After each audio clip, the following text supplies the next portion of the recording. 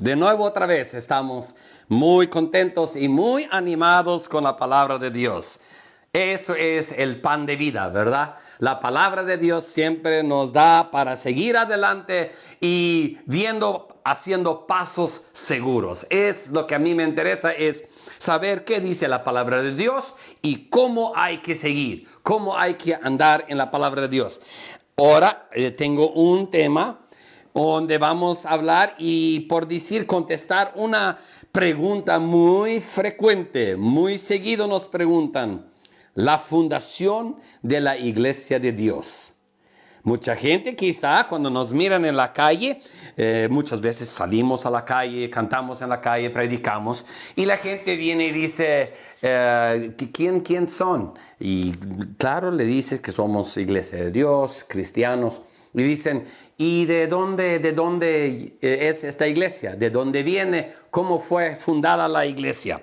Bueno, es un tema otra vez grandísimo, ¿verdad? Podríamos tener horas estudiando, pero lo que trato de hacer es que en unas pocas palabras les trato de animar, de buscar y estudiar qué es lo que la palabra de Dios dice. ¿Dónde empezó la iglesia de Dios? Bueno, ¿quién es el fundador?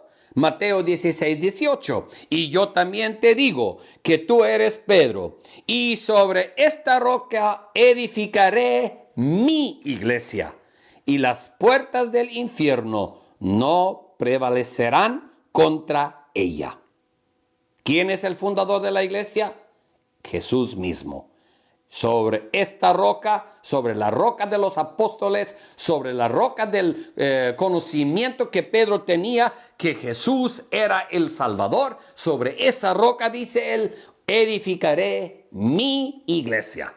Y eso es donde empezó. Pero yo sé que normalmente esa respuesta no satisface a las personas porque dicen, sí, pues claro, todos dicen que de Jesús viene la iglesia de Dios o de ahí viene la iglesia, pero quieren saber qué es lo que pasa hoy o de dónde son hoy, por decir, ¿verdad? No quieren una respuesta de 2000 años, aunque la palabra de Dios en Efesios 2:19 dice, Así que ya no sois extranjeros ni advenedizos, sino ciudadanos de los santos y de la familia de Dios, edificados sobre el fundamento ¿de qué?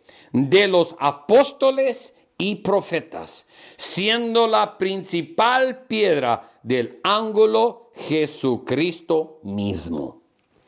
Entonces, ¿en qué fue fundada la iglesia? En la fe, en la doctrina de los profetas y los apóstoles. Y por eso Jesús podía decir a Pedro, y sobre esta roca, porque Pedro sabía que Jesús era el ángulo, la piedra del ángulo era Jesús. Y eso es el fundamento de la iglesia. Entonces, de allí, como dije, mucha gente está de acuerdo y dicen, sí, hermano, yo sé que de allí de Jesús viene, pero quieren una respuesta, como ya dije. Entonces decimos, ¿qué es lo que quieren saber? Pues, ¿qué pasó? ¿Cuándo empezó? ¿Hace 10 años? ¿Hace 20 años? ¿O con quién empezó? Ahora, con unas pocas palabras, unos pocos minutos otra vez, les quiero explicar qué es lo que pasó.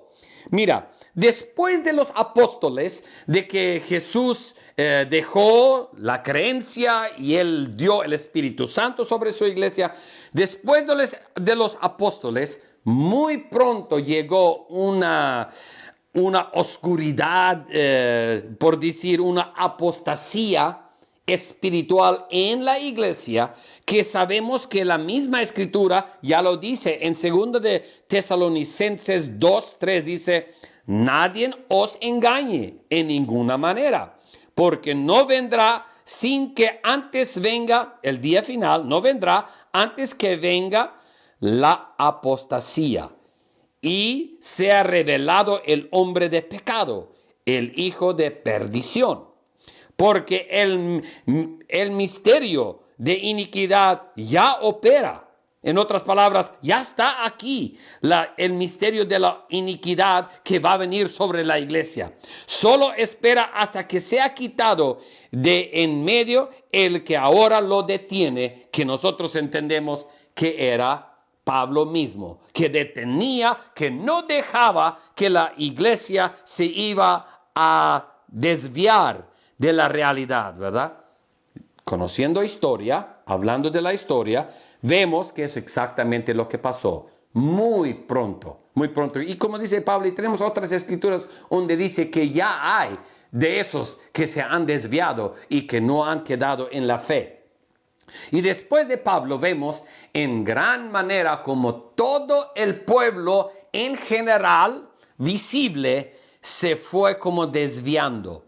Aún así, nosotros creemos y sabemos que las puertas del infierno nunca iban a ganar al pueblo de Dios. Entonces sabemos que siempre ha habido verdaderos cristianos que no hacían nada en la apostasía, no andaban con la apostasía, pero en general el ministerio, muchos de ellos, y como la obra visible, como se venía oscureciendo más, y entró en el papismo, y entró en muchas diferentes maneras donde el hombre entraba en el lugar donde Cristo debería estar, en la silla donde Cristo reinaba por medio de sus apóstoles. Otros apóstoles se sentaban allí que no andaban bien con Cristo, ¿verdad? Y eso era que pasó ya muy pronto, como 270 años después después del nacimiento de Jesús, ya venía una apostasía fuerte. En historia fácil lo hallamos. Y seguía la apostasía fuertemente por muchos años. Apocalipsis habla de eso, de que un largo tiempo había, de más de 1000 años, había mucha oscuridad en el cuerpo visible de Cristo, ¿verdad? Y sabemos de la Reformación que Martín Lutero, pareciendo que él traía algo bueno, ¿verdad? Martín Lutero dijo, no es por fe, no es por el sacerdote, él no me puede perdonar. Y por una razón tenía razón. ¿Por qué? Porque no es el hombre que nos puede perdonar, pero el hombre de quien él hablaba no estaba en buen estado de Dios.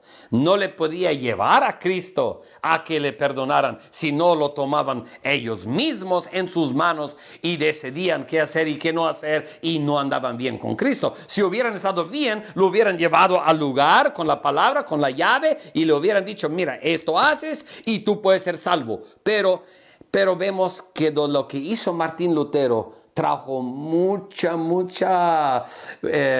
influencia en la denominación. Porque ya decían, no ocupamos sacerdotes o las papas, no, ya no, el papa ya no, vamos a ir nomás yo solo con la Biblia y ya me voy a confesar con Dios y ya voy a estar bien. Bueno, suena bien por una parte si no está bien el liderazgo, pero el problema es cada quien empieza a hacer su propia cosa, ¿verdad? Y allí está el problema, allí está donde vamos mal. Pero entonces, con los años, eso ya con Martín Lutero ya era como en 1500, ¿verdad? Que él decía eso.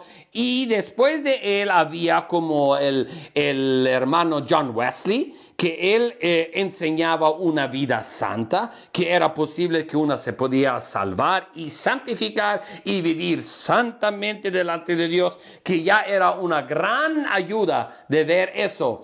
Y absolutamente necesitamos la santificación para unirnos, ¿verdad?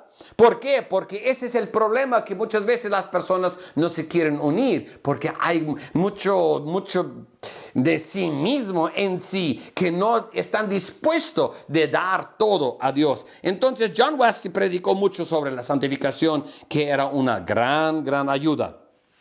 Después de John Wesley había Daniel Warner, D.S. Warner, en 1880. John Wesley era como 1730. Ya por 1880 estaba Daniel Warner, que dijo que debe de haber una sola iglesia, como ya lo vimos también en el estudio pasado, ¿verdad? De que solamente un cuerpo es. Y Daniel Warner dijo, es lo único que puede estar bien, porque no podemos ser separados. Entonces, él fuertemente predicó sobre eso y decía que el pueblo debe ser uno. Pero parecía que muy pronto después de su despedida, o desde que Dios lo llamó, como que empezaba la obra un poco a oscurecerse y como que no había el filo como debería de ser. Y gracias a Dios, más o menos como en 1980, Dios llamó a Daniel Lane. Daniel Lane era de California, era un hombre que conocía de Dios y se había desviado y se había ido de Dios por años. Y de repente un día Dios lo llamó y se salvó. Y Dios lo llamó para regresar a la palabra y predicar la palabra de Dios y decirnos qué es la verdad y cómo debe ser el pueblo de Dios unido y cómo debemos de seguir adelante en santidad y en unidad. Gracias a Dios, yo ya conozco al señor Daniel Lane, ya no vive, murió yo creo el 2011, yo creo murió. Pero lo conozco de muchos años. Yo lo conocí en el 1991, yo creo. Yo lo vi la primera vez y lo he conocido bien. Muchas veces ha estado en mi casa. Y él es el que nos despertó. Como dice en Mateo 25, que había un clamor, que el esposo viene. Quiere decir que nos preparemos porque la boda pronto va a ser con su esposa, ¿verdad? Y él es el que fue llamado. Entonces, eso fue donde yo ya lo conozco, es 1980, que él nació, y yo lo conozco como de 1991. De ahí en adelante, la obra de Dios, él fue llamado, él era que fue llamado en nuestro tiempo, por decir, la persona que Dios especialmente usó. Sabemos que la obra es de Dios, pero siempre ha tenido hombres de él que puede usar, así como usó a John Wesley, así como usó a Daniel Warner, así usaba a Daniel Lane, ¿verdad? Y estamos tan agradecidos. Dice hermano Pedro, pero si ya murió hermano Daniel Lane, ¿qué pasó? Dios tiene sus hombres. Hoy tenemos el apóstol mayor, que es el hermano Donald Ray Tinsman, que vive en Estados Unidos. Él es el apóstol mayor, no mayor por edad, sino mayor por el llamamiento que Dios le ha dado. Y él es el que Dios usa especialmente en estos días de seguir adelante. También hay muchos apóstoles a su lado. Ahorita yo creo son 12 apóstoles que hay alrededor con él y 11 más que están trabajando, pero él es el que mayor responsabilidad lleva, y estamos muy agradecidos por lo que Dios hace en nuestro tiempo. Que con todos los cristianos en las diferentes sectas, entonces, ¿qué? ¿Qué hacemos con todos los diferentes que andan por allá repartidos en todo el mundo? ¿Sabe qué es? La escritura que nos dice, Juan 10:16. También tengo otras ovejas que no son de este redil. Aquellas también debo traer y oirán mi voz, y habrá un rebaño y un pastor. Que Dios les bendiga, hermanos. Aquí estamos para seguir adelante. Quizá ya hemos hablado mucho de la iglesia, quizá vamos a tener otros temas de otras maneras, pero Dios nos va a ayudar. Que Dios les bendiga y muchas bendiciones.